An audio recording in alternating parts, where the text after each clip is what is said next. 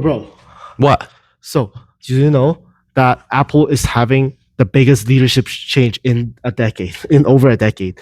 Basically, Tim Cook is stepping down, and this is why you should care. Apple at 2011 when Apple's market cap was around $350 billion. Today, that valuation has skyrocketed.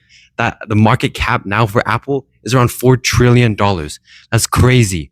Under Cook's performance, the stock grew about 2,000%. Let me compare the S&P 500 and Apple's growth real quick. Let's see here. It sees that S&P 500 returned about 500% over the same period, but Apple has massively outperformed the market. Tim Cook didn't just grow Apple, he made it one of the most financially powerful companies in the world.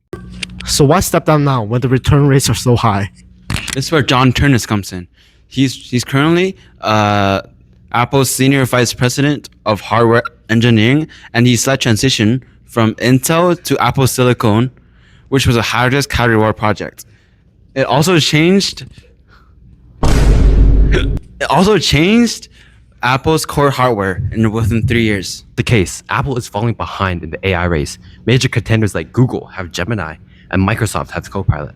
However, Apple signed an agreement with OpenAI, and it shows they're willing to get in the AI race. However, Ternus is a hardware veteran and not an AI specialist. The market is thinking whether or not he can lead an AI future while keeping Apple's product at edge. So, is there a risk of a hardware guy leading in the AI future? Well, Wall Street is split right now.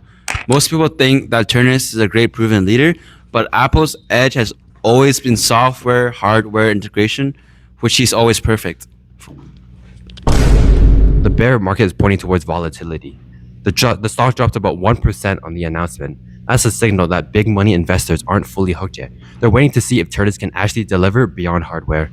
That being said, Ternus spent 25 years in Apple, so he knows everything from the culture to the supply chain to everything inside of Apple. Follow RTM Music. Follow RTM Finance for more.